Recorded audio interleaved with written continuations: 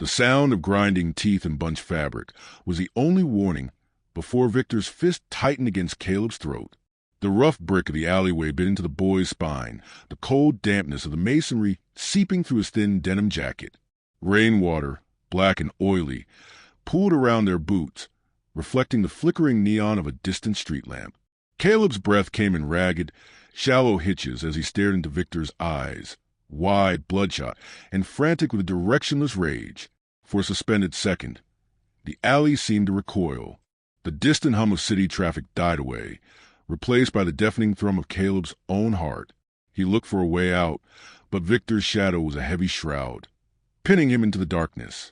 To their right, leaning against a grime-stained wall, sat a man who looked like a relic of another century. Arthur Cade remained perfectly still, his long white beard spilling over a tattered trench coat like frozen smoke. His eyes were closed, his head tilted back against a brick, as if he were drifting through a dream, while a nightmare unfolded 3 feet away. Caleb felt the world tilt. Fear whispered what had been telling him for years, that he was alone, that no one would step in, and that power always won. Victor's posture was swollen with a sick sense of entitlement, his arm lifting as if his strength guaranteed him immunity from any consequence. He was used to rooms bending around him, used to people shrinking, used to the silence of witnesses who were too afraid to breathe. As Victor's knuckles whitened, the air in the alley grew heavier than the smell of wet soot and old garbage.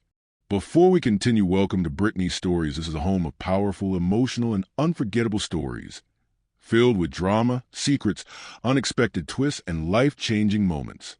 Each story is crafted to entertain, inspire, and keep you thinking long after the video ends. If you love shocking reveals, hidden identities, billionaire secrets, and stories that touch the heart, you're in the right place. At like our videos if they move you, subscribe and turn on notifications so you never miss a new story. The day had begun with the same quiet desperation that defined every morning in the Drew household.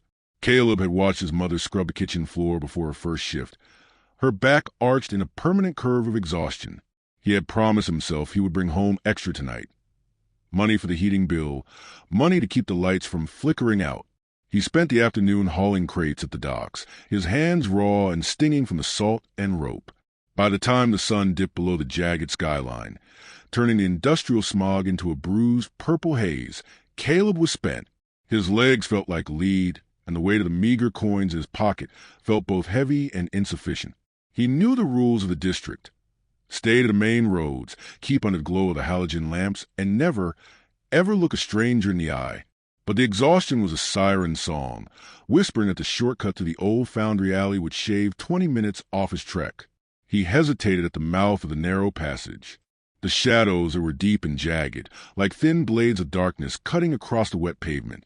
He smoothed his uniform jacket, a habit he'd picked up to shield himself from the world's perceived cruelty, as if neatness could act as armor. He took a single step into the dark, the chime of a distant bell, sounding like a warning he chose to ignore. Every shadow seemed to stretch toward him, but he pushed forward, driven by the simple goal of reaching the warmth of home. He didn't see the figure waiting in the gloom until the smell of stale tobacco and leather filled his lungs, and a heavy hand clamped down on his shoulder. Survival had taught Caleb the art of silence. He had learned early how to swallow small humiliations with polite, empty smile. In school, he was the boy who sat in the back row, the one whose name the teachers often forgot. He had practiced a polite apology until it was a reflex, saying sorry even when he was the one being pushed, even when he was not at fault.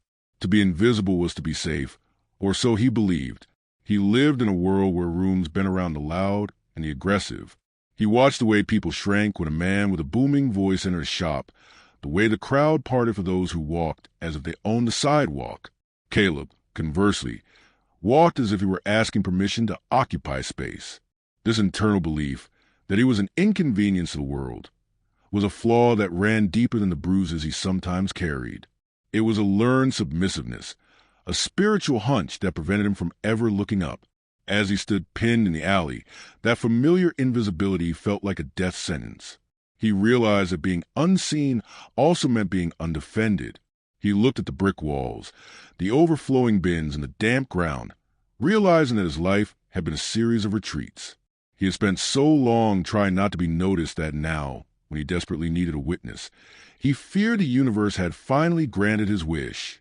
He was a ghost in his own life, caught in a corner of the city where ghosts were easily broken and forgotten. Victor Raines did not just occupy space. He invaded it. His presence filled the narrow booth of the alley with a suffocating arrogance.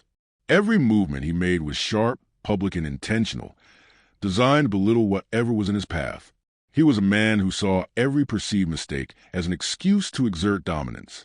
To Victor, the world was a series of targets, and Caleb was simply the latest one to wander into his sights. He had followed the boy for 3 blocks, fueled by a petty grievance that had spiraled into a need for violence. Victor's life was built on a foundation of reflected power, a sense of entitlement that demanded attention at all costs. He wore his leather jacket like a suit of armor, his polished boots tapping loudly against the pavement, as if to announce that the ground belonged to him. When he finally lunged, his voice was a jagged edge, cutting through the silence with accusations of disrespect that existed only in his mind. Victor enjoyed the way the boy's eyes went wide. He savored the trembling of the kid's hands. To Victor, fear was the only honest currency, and he intended to collect every cent. He didn't care about the money in Caleb's pocket. He wanted the boy's dignity. He wanted to see the spark of hope go out in those young eyes, to prove once again that the world belonged to the loud and the cruel. He stood over the teen, his posture swollen with the knowledge that he was the apex predator in this small, dark kingdom. In the periphery of the struggle, Caleb saw him. Arthur Cade sat on a crate, his back pressed firmly against a graffiti-covered brick.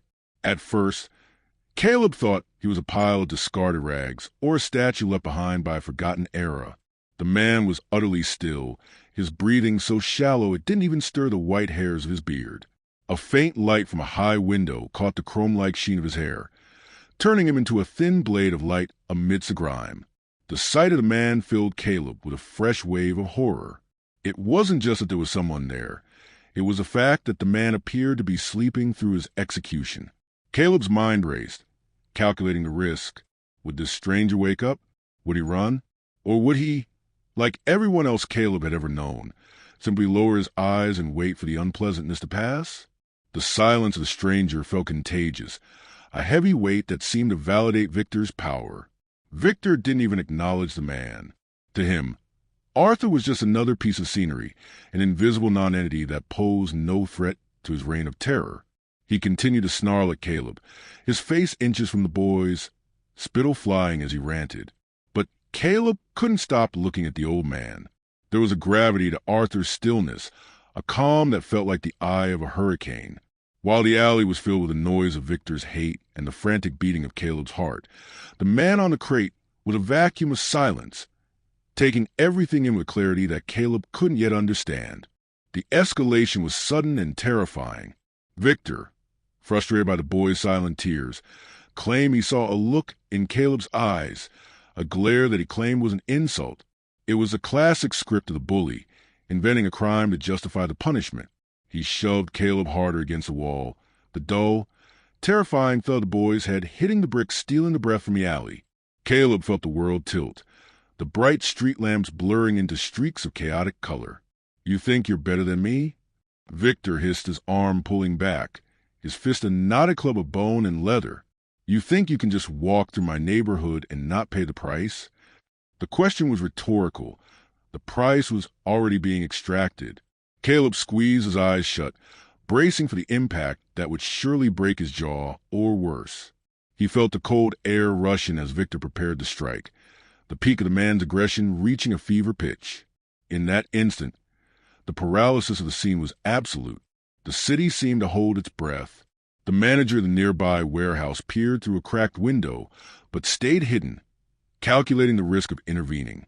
The alley itself seemed to shrink, the walls closing in until there was nowhere left to turn. Caleb felt the wind of the swinging fist, a promise of pain that seemed inevitable. He was a small, broken thing in a large, cruel world. For the first time in his life, he stopped praying for a miracle and started waiting for the end. The blow never landed, not because Victor missed, but because the air in the alley suddenly changed. It didn't warm up, it turned to ice. Without opening his eyes, without shifting his posture by so much as an inch, Arthur Cade spoke. His voice didn't carry the heat of anger or the rush of a shout. It was deliberate, cutting through the chaos like still water through noise. It carried the calm of someone who had faced far worse and survived it. "The boy is under my protection," Arthur said. The words were quiet, yet they seemed to vibrate the very bricks Caleb was leaning against. The authority in the tone was undeniable. It was a sound of law that predated the city itself. Victor froze mid-swing, his fist hovering inches from Caleb's face. Confusion crossed the bully's features. Not fear yet, but the discomfort of a script failing him.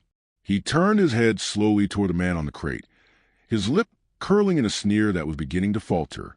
The room, or the alley, exhaled. The power that had been radiating from Victor seemed to drain into the wet pavement. Arthur still hadn't moved. His hands remained tucked into his sleeves, his head still resting against the wall. But the presence before them was now undeniable. Real strength doesn't announce itself with a roar. It reveals itself in the refusal to be moved. Caleb felt a shadow fall across the scene. Not a threatening shadow, but a protective one. He lifted his eyes, looking not at his attacker, but at the stranger who had finally seen him. Victor tried to find his voice, but it came out as a hollow mutter. "Who do you think you are, old man? This ain't your business." He tried to puff out his chest, to regain the swollen posture that had served him so well, but the man on the crate didn't even bother to open his eyes to acknowledge the display. The lack of a reaction was more terrifying to Victor than a counterattack would have been. He was used to rooms bending. He was not used to a wall that wouldn't even crack. The motionless man was a mirror reflecting Victor's own smallness back at him. Under the weight of that quiet authority, Victor's leather jacket suddenly looked like a costume. His polished boots felt heavy and clumsy. The collective attention of the alley, the hidden witnesses, the flickering lights, the boy himself, had turned. Victor was no longer the master of the scene. He was an intruder in a space guarded by a power he couldn't quantify. He stepped back, his hand releasing Caleb's jacket with a jerky, nervous motion. He looked toward the mouth of the alley, his eyes darting like a trapped animal's. The entitlement that had guaranteed him immunity only moments ago had dissolved under the scrutiny of a single, calm sentence. He realized with a primal jolt of fear that he was outmatched. He didn't know who Arthur Cade was, but he knew that if he stayed, the silence of the alley would swallow him whole. Without another word, Victor Raines turned and retreated. He didn't run, but his pace was hurried. His shoulders hunched as if he were trying to make himself as small as Caleb had been.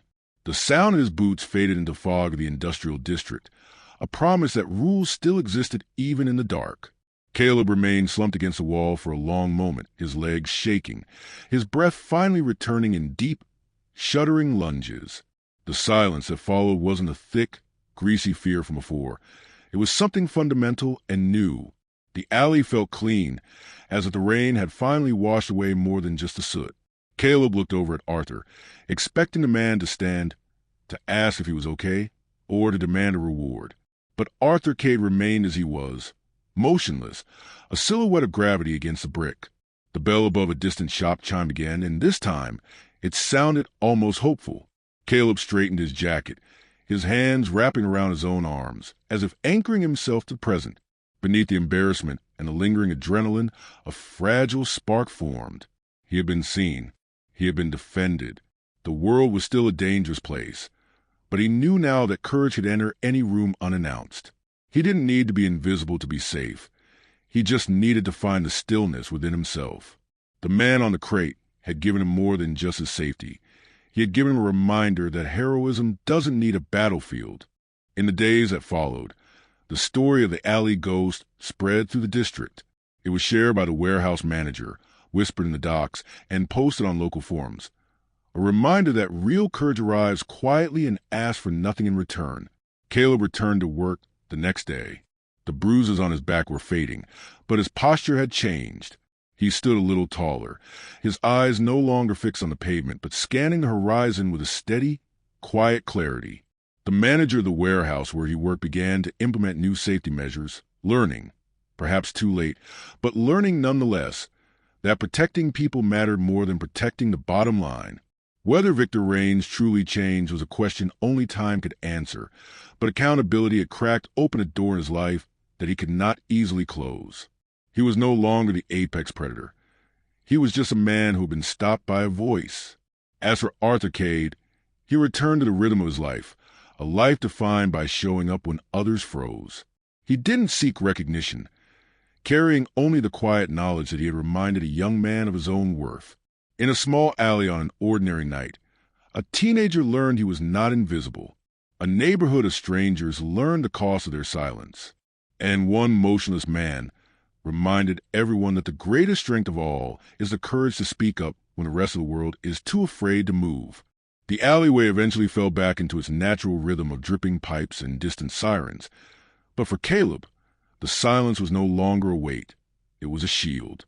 He looked back one last time at the figure against the wall, realizing that the greatest power in the world doesn't need to shout, and the truest heroes are those who simply choose to show up when everyone else freezes. As he stepped out into Main Street, his jacket was still torn, but his spirit was finally intact.